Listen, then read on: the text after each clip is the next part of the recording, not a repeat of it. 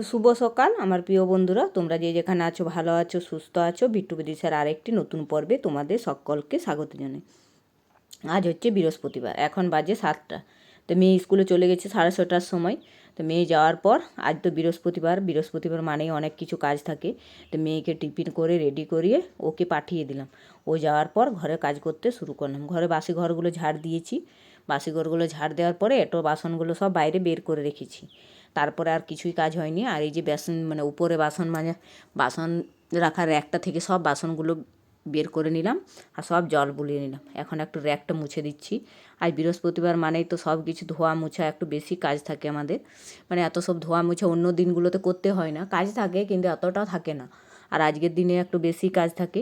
এই যে র্যাকটা একটু ভালো করে মুছে দিলাম সাবান গুঁড়ি দিয়ে, কারণ এটা তেল ছিটকে যায় তো, তেল মানে ভাব লাগে হাতে ছুলে। তাই একটু পরিষ্কার করে মুছে দিলাম। মুছে দিয়ে বাসনগুলো সব ধুয়ে নিচে উবড়িয়ে রেখেছিলাম। তো বাসনগুলো সব এখন উপরে জায়গা মতো রেখে দিচ্ছি। আর এদিকে নিচে বিট্টু আছে। বিট্টু আমার সঙ্গে জল ঘাটাঘাটি করছিল, তো ওকে আমি বললাম যে তুই আমাকে বাসনগুলো ধরিয়ে দে। তো আমি চেয়ারের উপরে চেপে আছি, এটা অনেক উপরে আছে তো আমি চেয়ারের উপরে চেপে আছি। আর ও আমাকে একটা একটা করে বাসনগুলো দিয়ে দিচ্ছে, আর আমি সব এগুলো রেখে দিচ্ছি। তো ভালোই হলো, ও আমার সুবিধাও হলো আমার কাজের, আর ও জল ঘাটাটাও ওর গেল। না হলে জল ঘাটছিল, পুরো বালতির জলটা পেয়েছিল, যে বাসনগুলো বুলোচ্ছিলাম তো ওই জলটা পেয়ে পুরো ঘাটছিল। তো আমি ওকে বললাম যে বাসনগুলো দে, তো ও খুব মজা করে দিল আমাকে। তো যাই হোক, বাসনগুলো রেখে একদম ঘরগুলো মুছতে শুরু করেছি। ভেতর বারান্দা ওগুলো সব মুছে নিয়েছি। ওগুলো মুছে দিয়ে আর এই যে এখন বাইরের দিকে মুছতে গেলাম। তো ঘরগুলো এখন মুছতে শুরু করলাম, ভেতর বারান্দাগুলো মুছা হয়ে। আর এই যে এখন রান্নাঘরটা মুছছি। আর রান্নাঘরটা তো একটু আজকের দিনে একটু ভালো করে মুছা হয়, এদিকে ওদিকে করে জিনিসগুলো সরিয়ে সরিয়ে মুছা হয়। তো একটু মুছে নিচ্ছি ভালো করে একদম পুরো। আর এগুলো মুছতে একটু টাইম লাগে, বসে বসে মুছি তো হাত দিয়ে একটু মুছতে টাইম লাগে।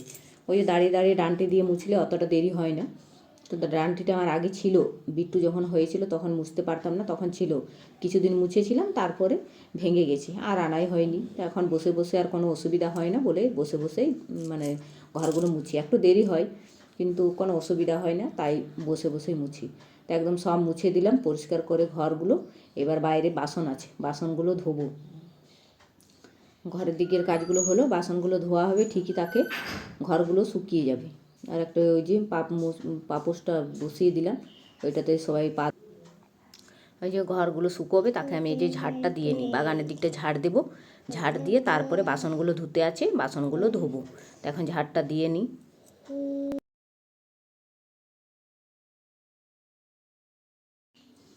যে ঝাড় দিতে অনেকটা জায়গা হচ্ছে, কারণ পুরো নোংরা হয়ে আছে। যে মুরগিগুলো বের হয়েছিল তো মুরগিগুলো একদম পুরো চারিদিকে নোংরা করে দিয়েছি। তো সেগুলো সব এখন ভালো করে ঝাড় দিয়ে দিচ্ছি।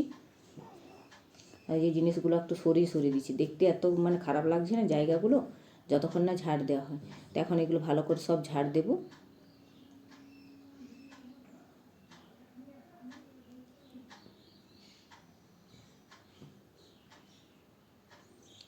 ঝাড় দিয়ে নিলাম পুরো। এই যে এদিকটা তো দেওয়া হয়ে গেছে। তো এই যে পাতাও পড়ছে, কারণ কিছুদিন ধরে বৃষ্টি পড়ছে আর পাতাগুলো সব ঝরে ঝরে পড়ছে। বসন্তকাল তো ওই যে শুকনো পাতাগুলো সব ঝরে ঝরে পড়ে যাচ্ছে। তো কতটা জায়গায় ঝাড় দিতে অনেকটা টাইম লেগে যায়, প্রায় 1/2 ঘন্টা। আর ওই যে কুলির থেকে ওই দুয়ারগুলো পুরো কুলির গলিটো, ওটা পুরো ঝাড় দিতে হয়। ওটা আগে দিয়ে নিই, তারপরে বাগানের দিকটা আসি। তো ওটা রোজ দেখায়নি, কারণ রাস্তার দিক তো সবাই বের হয়, ওই জন্য ওদিকে আর যায়নি। ঝাড়টা দিয়ে আসি তাড়াতাড়ি করে, আর আমার এই যে আবদারগুলো কুড়িয়ে ফেলে দিয়ে আসবো।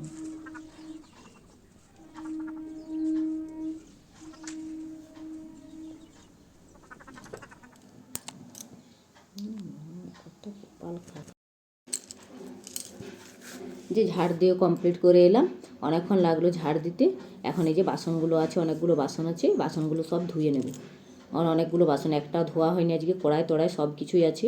তো এগুলো এখন ভালো করে জল দিয়ে ভিজিয়ে নিলাম, তারপরে মেজে নেব একটা একটা করে। তো এই বাসন ধোয়া আর এই যে ঝাড় দিতে অনেকটা টাইম লাগে, সব কাজের মধ্যে এগুলো বেশি দেরি হয়। আর আজ বৃহস্পতিবার অনেকটা দেরি হয়ে গেছে কাজ করতে। তো ওই যে থালা বাসনগুলো ধুতেই অনেকটা টাইম লেগেছে, ঘরের যেগুলো থাকে।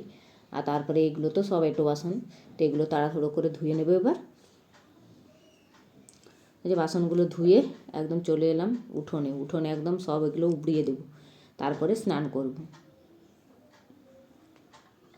যে স্নান করে চলে এসেছি, রান্না বসিয়ে দিয়েছি এদিকে, আর এদিকে সবজিগুলো কেটে নিয়েছিলাম, আর এদিকে রান্নাটা বসিয়ে দিয়েছি। রান্না আজকে হচ্ছে লাউয়ের তরকারি হবে।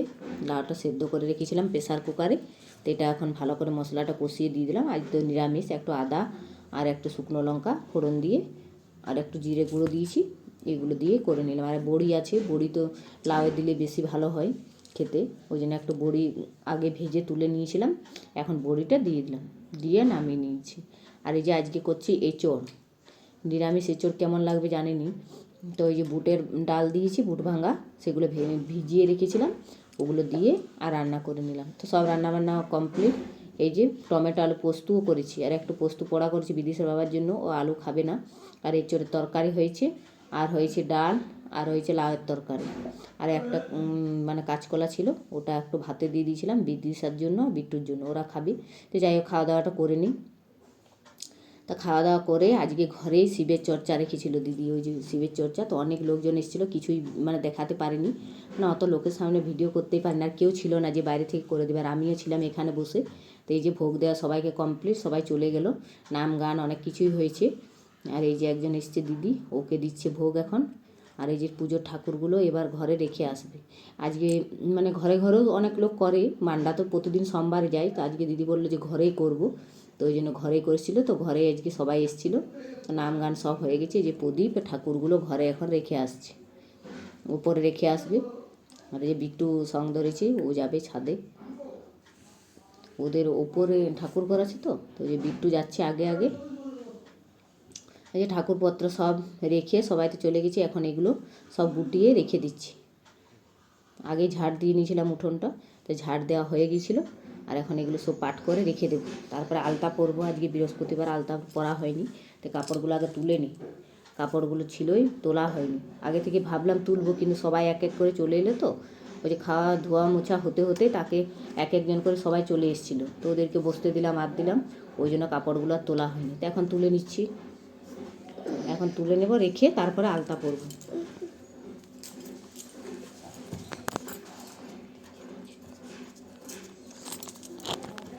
ওই যে আলতা পরতে বসেছি, তো বৃহস্পতিবার আমাদের আলতা পরা হয়, আগে পরে নিলে ভালো হতো, ওই যে ঠাকুরের নাম গান হলো তো ঘরে, তা আগে পরতে সময় পাইনি, ওই জন্য এখন পরে নিচ্ছি। একটা পা পরা হয়ে গেছে, এখন আর একটা পা পরে নেব।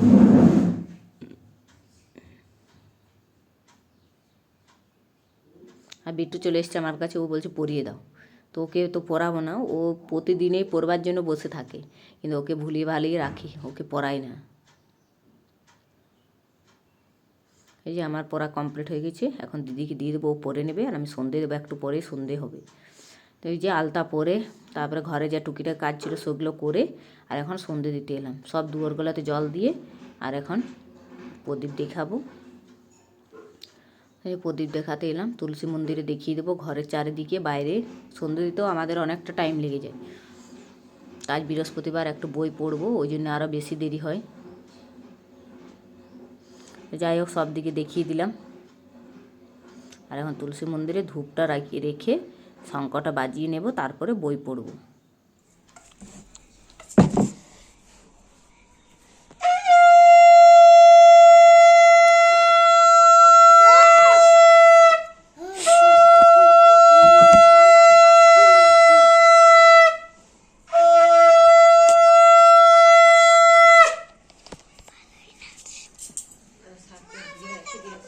সেকালে বিনা করে এলো নারদ মুনি, যুগলে প্রণাম করি কহিলেন তিনি, হেরা মাতা মর্তপানে চাই একবার, অন্নাভাবে মর্তবাসী করে হাহাকার, বল মাতা প্রকাশিয়া কি পাপের ফলে, অহনিশি নরনারী সদা দেখি জলে, হেনবাণী শুনি বলি বিধান দেখি সাধু তনয়, বলে এটি ব্রত ঠিক রইবার ফলদয়, হেনবাণী শুনে বলে বিদ্যা বুদ্ধিগণ, করে লক্ষ্মী ব্রত যাতে মানস পূরণ, ইহা শুনি মধু বলে করি অহংকার।